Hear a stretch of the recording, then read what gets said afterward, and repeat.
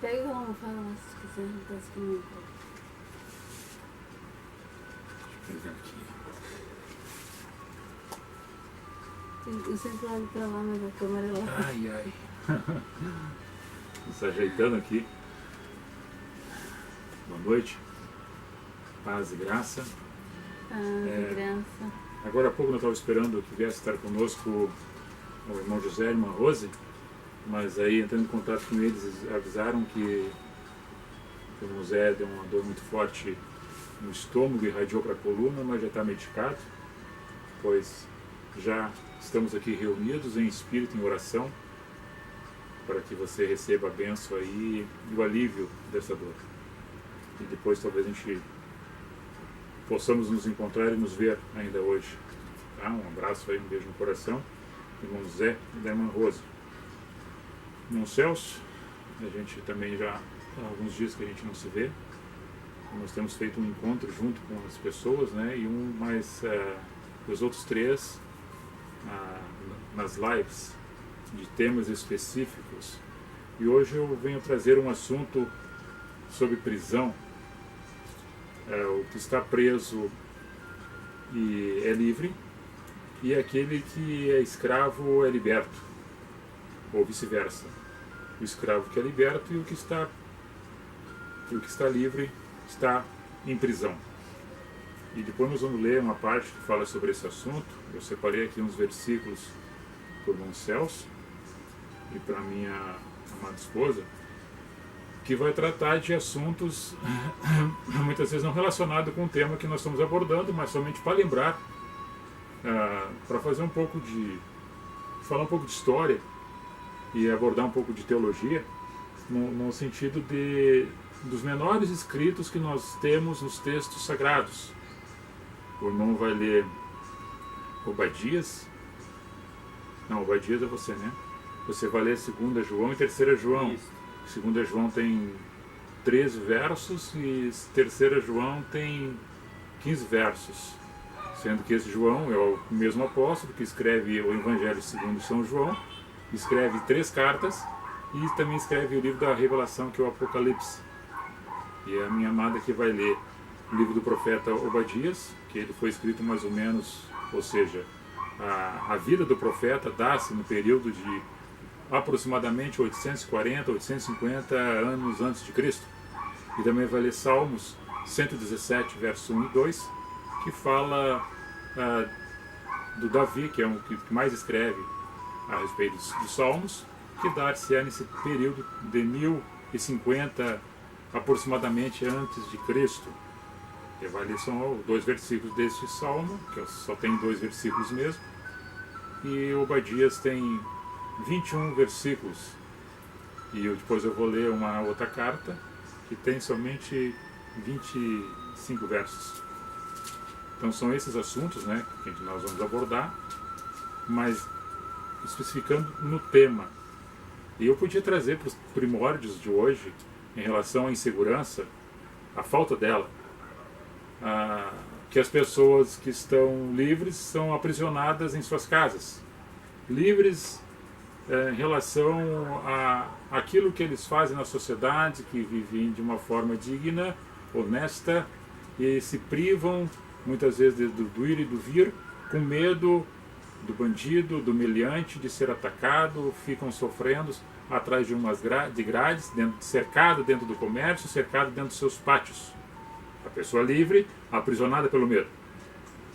Eu podia trazer nesse sentido, mas não é esse o sentido da mensagem. Estou dando uma pincelada nesse aspecto, para que também compreendamos no presente século que existem pessoas assim. Tem as pessoas que são livres para fazer aquilo que bem entendem, e todos nós somos, que tem o livre-arbítrio. E aí as pessoas, por ser livres, acabam se escravizando nos vícios. Tem a droga, tem o álcool e tantas outras coisas que a pessoa fica escrava dos seus vícios, sendo livre para escolher. Então tem vários aspectos. Mas vamos abordar aqui esses assuntos. para que nós podamos compreender dentro do campo espiritual aonde nos encontramos no meio disso tudo. Então eu vou pedir para você, que começa na parte da Antiga Aliança, que lendo o primeiro versículo de Obadias, né? Só um verso. Visão de Obadias. Assim diz o Senhor Jeová a respeito de Edom. Temos ouvido a pregação do Senhor, e foi enviado às nações um embaixador, dizendo: levantai-vos, e levantemo-nos contra ela para a guerra. Edom. Edom é da tribo descendente de Jaú, que vem Esaú, que é irmão de Jacó, filho de Isaac. Os edomitas, os vermelhos. E aí o profeta Obadias está dizendo que eles estavam na soberba, que tinham feito as suas casas em fortaleza, em cima de rocha, e eles estavam arrogantes, e tudo aquilo que eles tinham feito poderia ser derribado por terra, porque nada impedia que os seus inimigos também atacassem eles. E naquele momento Israel estava sendo cercado, e é uma convocação, um chamado para que Edom venha estar junto com Israel para prevalecer contra os adversários, os inimigos, falando sobre guerra. E a guerra sempre houve, e a Bíblia registra os fatos conforme aconteceram as tragédias, as conquistas e as derrotas. Só que na linguagem singular, significativa no momento da interpretação que as pessoas do momento vivendo tinham em relação ao divino. E aqui o profeta está dizendo que toda a arrogância soberba de Edom ia ser derrubada por terra, porque eles achavam que nada ia acontecer com eles, porque eles estavam fortalecidos. Pode ler Salmos 117, verso 1 e 2. Louvai ao Senhor todas as nações, louvai-o todos os povos, porque a sua benignidade é grande para conosco, e a verdade do Senhor é para sempre. Louvai ao Senhor. O Senhor, o tempo e espaço que nós colocamos em datas antes e após Cristo, o Senhor é eterno. Ele não tem uma idade cronológica a qual nós nos comportamos relacionado a esse tempo. O tempo dele é diferente do nosso. Ele é eterno, ele é ontem, hoje e sempre. Nós estamos hoje, amanhã não estaremos mais. Antes de nós teve outras pessoas, outros povos, outras tribos e nações, e depois de nós assim continuará. E aqui dizendo que cada pessoa que é um ser vivo, que tem fôlego, e toda essa natureza que foi feita e criada pelo Eu Sou, que do nada fez tudo, todo mundo que entende isso dessa maneira deveria glorificar ao Senhor. Bater palmas pela vida que tem e pela vida que lhe é proporcionada. Agora, se você acha e está queixoso que tudo à sua volta existe desgraça, enfermidade, guerras, epidemias, a destruição é decorrente do próprio comportamento humano que se destrói a si mesmo.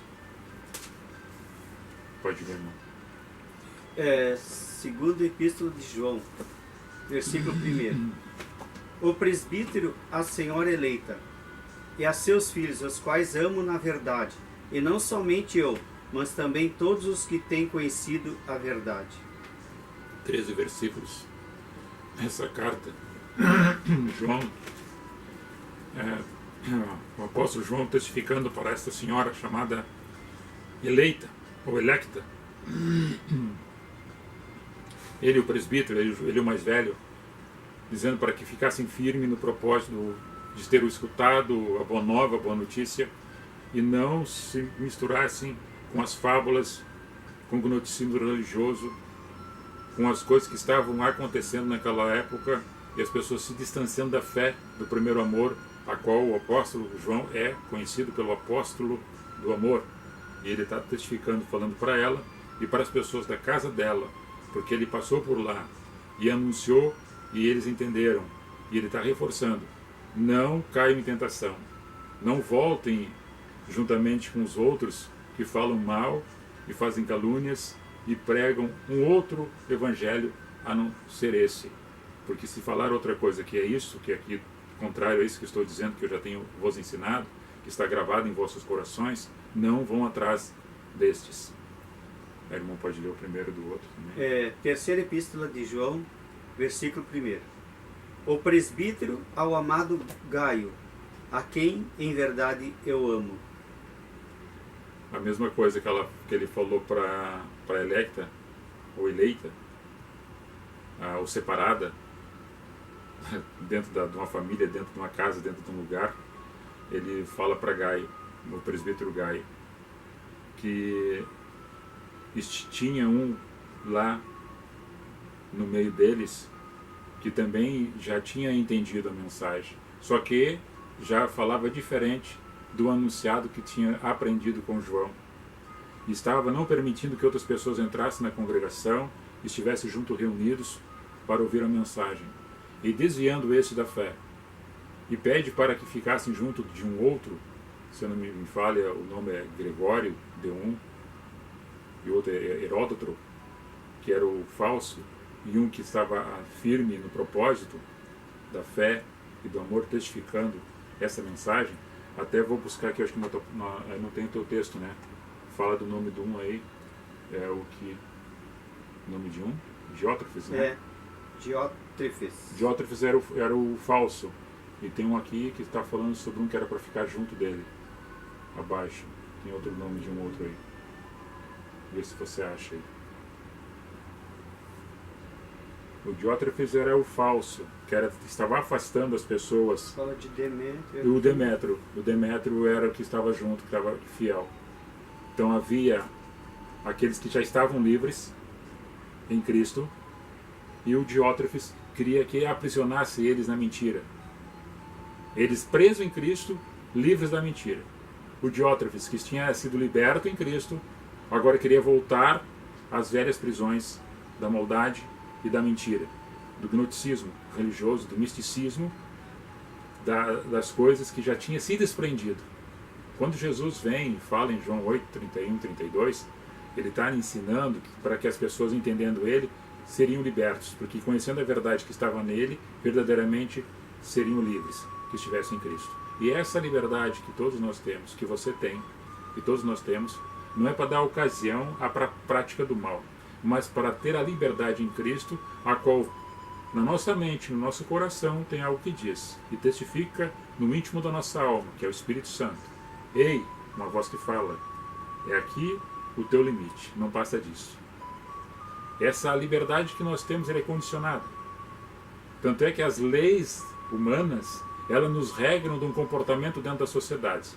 Quando nós saímos dessas leis, vem a aplicação dela, a qual nós estamos subjugados também por essa mesma lei, que corresponde, a princípio, com a justiça.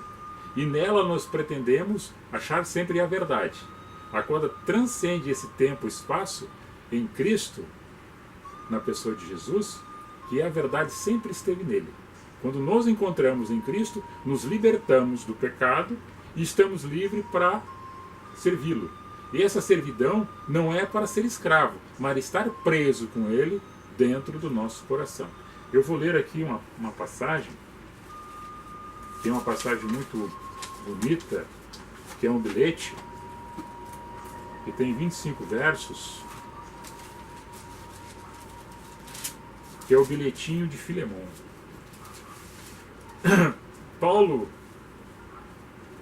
o apóstolo, que escreve 13 cartas ou missivas direcionadas às congregações, às comunidades aonde ele passou. E nesse momento, ele está preso ou em Filipe ou em Cesareia. Alguns dizem que ele podia estar preso em Éfeso. Esse escrito foi mais ou menos aproximado entre anos 60 e 61 da nossa era. Na ocasião, ele tinha passado por Colossas, anterior a esse tempo, e lá Filemon conhecera, através de Paulo, a liberdade em Cristo. A notícia boa, que o libertou dos preceitos do pecado, conduzindo ele para um caminho excelente. Agora nós temos nessa passagem aqui, que Paulo é prisioneiro de Cristo, e junto a ele com Timóteo, escreve ao amado Filemon, nosso cooperador, e a nossa irmã Áfia, o Arquipo, nosso companheiro, toda a comunidade que está na tua casa, esta igreja. Esta graça e a paz da parte de Deus, nosso Pai, e do Senhor Jesus Cristo estejam com vocês. Graças dou ao meu Deus, lembrando-me sempre de ti nas minhas orações, ouvindo o teu amor, a tua fé, que tens para com o Senhor Jesus Cristo e para com todas as pessoas que estão perto de ti, que testificam deste amor que nós chamamos de santos. Para que a comunicação da tua fé seja eficaz no conhecimento de todo o bem que em vos há em Cristo Jesus. Tive grande gozo, alegria e consolação pelo teu amor e caridade, porque por ti, ó irmão, o coração das pessoas que testificam deste amor que nós chamamos de santos foi reanimado. Então, neste momento, pelo que ainda que tenho em Cristo grande confiança para te mandar o que te convém, todavia eu peço antes por amor, sendo eu tal como sou, Paulo, velho, e também agora prisioneiro de Jesus Cristo, peço-te pelo meu filho Onésimo, que gerei nas minhas prisões, o qual no outro tempo te foi inútil, mas agora a ti e a mim é muito útil. Eu te tornei a enviar, e te torno a recebê-lo, peço, como ao meu coração, eu bem o quisera conservar comigo, para que por ti me servisse nas prisões do Evangelho. Mas nada quis fazer sem o teu parecer ou consentimento, para que o teu benefício não fosse como por força, mas voluntarioso. Porque bem pode ser que ele se tenha separado de ti por algum tempo, para que o retivesse para sempre. Não já como servo, antes mais do que servo, como irmão amado, particularmente de mim, e quanto mais de ti, assim na carne como no Senhor. Assim, pois se me tens por companheiro, recebe-o como se fosse por mim mesmo recebendo a minha pessoa. E se te fez algum dano, ou teve alguma coisa que ele te incomodou, pois põe ele todas as contas em meu nome. Eu, Paulo, de minha própria mão escrevo esse bilhete. Eu pagarei, para não te dizer que ainda mesmo a ti próprio, a mim, te deves. Sim, meu irmão, eu me regozijo, me alegro de ti no Senhor, reanima o meu coração no Senhor. Eu escrevo confiando na tua obediência, sabendo que ainda farás mais do que aquilo que peço. E juntamente prepara também a pousada, porque espero que pelas vossas orações vos hei de ser concedido. Saúdam vocês todos a Epáfras, meu companheiro de prisão por Cristo, Marcos, Aristarco, Demas e Lucas, meus cooperadores. A graça de nosso Senhor Jesus Cristo seja com o vosso espírito. Amém. Esse aqui é um verdadeiro tesouro de um bilhete escrito em punho por Paulo para enviar ao seu amigo, companheiro Filemon. Ele diz que outras pessoas estavam junto com ele naquele momento. Os estudiosos dizem que ele estava em Cesareia, outros em Filipos, outros dizem que estava em Éfeso. Na verdade, Paulo ficou preso em 4 ocasiões. E daí, se nós buscarmos nos livros de Atos, estão relacionados ali os momentos que ele está prisioneiro. Uma está no Atos 16, verso 23 a seguir, que fala que Paulo e Silas estavam em prisão, em Filipos. Depois nós temos em 21 e 33, Paulo está preso em Jerusalém. Depois, em Atos 23 e 23, Paulo está preso em Jerusalém, e antes em Cesareia, agora está em Cesareia, antes estava em Jerusalém. E 20, em Atos 28 e 20, ele está preso em Roma. 4 oportunidades ele está preso. E nessa ocasião que ele está escrevendo lá para Filemon, ele está em Cesareia ou em Filipos. Existe dúvida em relação a esse momento. O que me chama a atenção é que Paulo, por ser preso no pecado, liberto por Cristo, agora está preso em Cristo. E sofrendo por essa perseguição, ele vai realmente para a cadeia. E dentro da cadeia, ele recebe os irmãos para estar com ele, para acolhê-lo, para levar os pergaminhos, para levar a capa porque era frio, para dar o alimento que ele precisava, e ainda as pessoas recebendo aconselhamento, ele escrevendo para as pessoas que estavam presas, para libertá-los da escravidão do pecado. E agora tem esse Onésimo que aparece, que vem lá de Colossas, até onde Paulo estava, pagando a sua passagem com dinheiro que não lhe pertencia. Ou seja, ele pegou de Filemão alguma coisa, dinheiro ou pertence, para ir fugindo da casa de Filemão. Paulo não entra no conceito do momento que acontecia, que era a escravidão, os escravos, as classes sociais que tinham naquele momento. Paulo não entra na questão revolucionária de fazer o ódio e manchar a vida dele com ódio no coração de Onésimo, mas do contrário. Ele fala para Onésimo de tal forma que nesse momento, quando ele está escrevendo, Onésimo já está livre, mesmo sendo escravo. E Paulo, preso, está libertando aquele que é escravo. E ele livre, mas preso. Onésimo, que era um escravo, que era preso, se torna livre. Quando ele pega esse bilhete em punho e leva de volta a Filemão, seu senhor, Filemão, quando recebe esse bilhete, lê da forma como foi lida aquilo que foi escrito para Filemão. Filemão, que já era liberto, entende que as pessoas devem receber o perdão, devem reconciliar-se uma com a outra, e todas elas são iguais perante ao Senhor. Nesse momento, as pessoas que eram escravas naquela ocasião, naquele tempo, elas tinham uma marca na orelha, elas eram diferentes. Umas até a língua era cortada para não falar. Elas tinham marca de correntes nos pulsos ou nas pernas, ou de açoite nas costas. Elas tinham a cor de pele diferente. Eles eram de uma língua diferente porque eram escravos de um povo que tinha subjugado aquele povo. Onésimo, que quer dizer útil, o nome dele. Filemão, que quer dizer o amado de Deus. Existe uma comunhão agora em Cristo. Aquele que prisionava Onésimo recebe essa mensagem desse bilhete de Paulo, entendendo mais coisas que antes tinha sido dito para ele no momento de encontro presente fisicamente com Paulo, quando Paulo passou lá em Colossas, para ele, para a família dele, para todas as pessoas que estavam naquela casa, entendendo a boa nova, a notícia que chegara lá. Libertando das correntes dos grilhões do pecado, transformando-os em uma nova criatura. Mas tinha coisas que ele não tinha entendido ainda, que as pessoas que trabalhavam na casa dele também eram livres, embora escravos por uma tradição, por uma cultura e por uma necessidade escondida atrás daquilo que os outros não faziam, mas colocavam os escravos para fazer. Onésimo chegou num momento que cansou daquilo e foge. Eu não quero essa vida mais para mim. E vai ter de encontro com Paulo. As circunstâncias que o levaram até lá foi pela angústia e pela dor.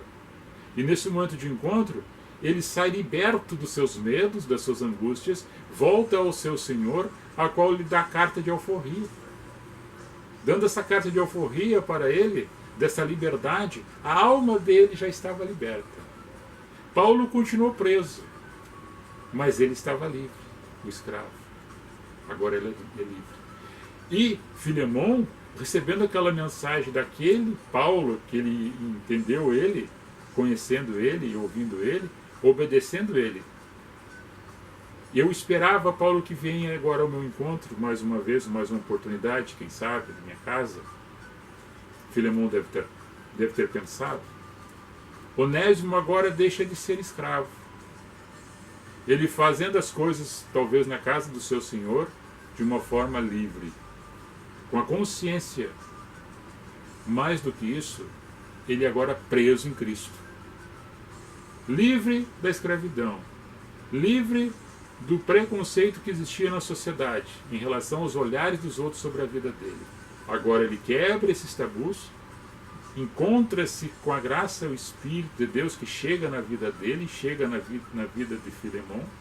Os dois se compreendem como seres humanos, a qual muitos de hoje ainda não entenderam, vivendo hoje no século XXI, e eu estou falando de uma mensagem que foi escrita há mais de 2000 anos atrás. A liberdade condicionada pela graça do Espírito, que todas as pessoas são iguais, indiferentemente de posição, de cor, de status, de prole, de posição política e ideológica. E nesses conceitos a qual nós temos que falar, que a pior coisa que acontece na face da Terra entre as pessoas é a falta do bom relacionamento. É o não se colocar na posição do outro, achando que porque uma cor de pele, achando que pelo status, ou porque nasceu num país que é mais rico do que o outro povo deve ser subjugado a ele, para ser escravo e servir a um outro. Ou menosprezar uma classe social, ou aterrorizar o outro por ter mais armas e o outro não ter. Por um outro pensar em pacificação e outro pensar em guerra. O outro no ódio, na ganância, na prepotência, na arrogância e nas corrupções deste mundo. E as outras pessoas andando de forma civilizada, com a consciência tranquila, libertos, envolto de prisões. As prisões que estão dentro das cabeças das pessoas de querer aprisionar as outras pessoas pelo seu conceito ideológico, achando que aquilo que pensa e fala é a única verdade que existe. E nós aqui não cansamos de falar em relação a isso. Que nós aqui não estamos inventando doutrina nenhuma, nenhuma teologia, nenhuma nova filosofia de vida. Porque esse evangelho, ele transcende tempo e espaço, conforme Deus é. E quando você entender isto, você vai se libertar também daquilo que lhe é aprisionado. Quando você entender a mensagem, e agora eu não falo nunca falei, nunca vou dizer sobre a questão da religiosidade, porque as pessoas estão muito grudadas nas religiões e não entenderam o evangelho quando eu falo de Cristo. Não estou falando das outras religiões que não professam Cristo como senhorio, que não reconhecem Cristo. Isso é uma questão de escolha e de opção. Eles deixam de ser pessoas? Não. Deixam de ser humanos? Não. Agora, toda pessoa que diz que é humano e comete o crime, comete a corrupção, comete o engano, a maldade, ele deixa de ser humano. Ele deixa de ser humano da forma da essência do amor, da pureza, da santidade que lhe foi colocado no coração, no ventre da sua madre, que nasceu para amar e nasceu para abraçar e perdoar. Quando as pessoas nos seus grupos ideológicos começaram a querer escravizar as outras pessoas por poder econômico, por achar que tem mais sabedoria que o outro, a sabedoria que foi lhe concedida e foi lhe dada, ou foi buscada, foi dada por entendimento, por saber, não é para dar ocasião para machucar os outros, nem para escravizar as outras pessoas, mas para dar a mesma liberdade que tu tens àquela pessoa que até o momento estava presa nos conceitos do passado, nas coisas que afastam as pessoas uma das outras e que cria o ódio, a ganância, a raiva, o egoísmo, a maldade, tantas coisas que afastam as pessoas uma das outras. Quem chora, quem se alegra, o sol, a chuva é para todos, as necessidades são as mesmas, o posicionamento é diferente, os gostos, as opiniões são diferentes, mas tudo isso se fosse, no meu sentido, para convergir para o bem. Então, Paulo entendeu isto, estando preso em Cristo. E estando preso em Cristo, ficou em cárcere. E numa dessas prisões, que depois ele está numa prisão tipo prisão albergue, que ele paga por essa prisão para estar em Roma, ele é decapitado fora dos muros de Roma, porque ele era cidadão romano também, e tinha comprado essa cidadania, era um grande estudioso, depois é decapitado. Todos nós um dia vamos partir. Agora, a ignorância que viveu naquela época do Império Romano e de tantos outros povos daquela época ainda existe hoje. As mesmas prisões, as mesmas dores, as mesmas mortes, as mesmas traições, as mesmas prepotências, as mesmas corrupções, as mesmas idolatrias. As pessoas ainda estão aprisionadas a isto, indiferentemente daquilo que tu professa em fé. Mesmo tu não tendo nenhuma fé, ainda continua preso em alguma coisa. E nós temos que estar presos no sentido espiritual, que eu falo e testifico, irmão Celso, é em Cristo. Estando em Cristo, tu consegue se libertar das outras coisas. E essa servidão não é de carrasco, não é de maldade, não é de pesar em cima, não é de ofender e machucar, mas de curar, de libertar e dar vida e vida com abundância. Amém. Era isso. Fala, mano. Não, só estava aqui prestando atenção mais nesse primeiro versículo aqui da segunda epístola de João, que fala do amor à verdade. E só o amor à verdade que liberta, né? Como diz a palavra, conhecereis a verdade e a verdade vos libertará.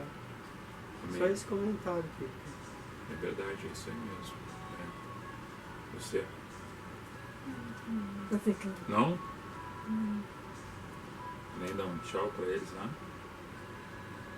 Deus abençoe vocês, irmão José.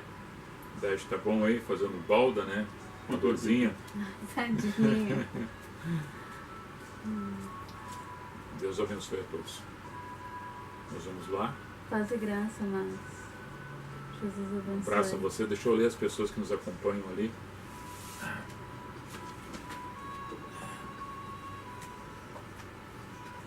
Como é que é o nome daquela que fala do som do campo? Ah, Ivete. A dona Ivete. Não sei se ela tá. Você está escutando aí, tá bom, um sonzinho de fundo, às vezes eu coloco um pouco alto, mas acho que está bem baixinho, né? Não está atrapalhando aí a nossa comunicação. Deixa eu ler aqui a permissão de vocês aqui, de falar o nome de vocês.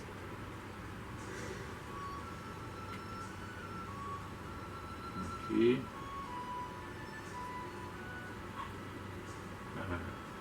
Claudecir Gomes,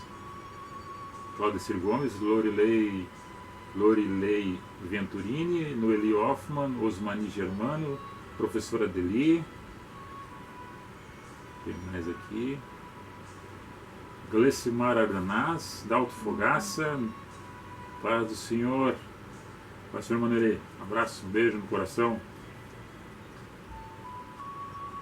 Márcia Santos, Quem botou coração? a Noeli Hoffman botou JP Diversões, Marisete Lopes, Glecimar Adanaz, nós também amamos vocês, também amamos vocês, a Seleni Kellerman, a Joel Chaves, a Jerusa Quadro, a Gislaine Silveira, saudades, Agri, a Gislaine. Beijo, querido. Tiago Cardoso, Vandrei Cardoso, Cláudia Cobb Rendes, Luciana Gomes, a tua irmã também entrou. Mano, que eu amo. A todos vocês aí que eu li aqui, mais outras pessoas que já passaram, nosso beijo, nossas considerações. Um abençoado final de semana, feriado, e que tenham bastante paz, graça e a liberdade em Cristo. Ciana, eu tô te esperando. Ó, deixa eu encerrar aqui. Você vai ali ainda? Vou encerrar aqui, daí depois encerro lá. Ah, mana, Ciana, eu tô te esperando com o Deixa pai e eu a sair da mãe. frente aqui pro irmão dar Faz tchau. favor. Vou lá que é ao vivo, pra todo mundo ouvir. Ai. Vamos lá. Vai lá, tchau. Aqui, encerrando. Aqui, encerrando. Aqui. Ela só pra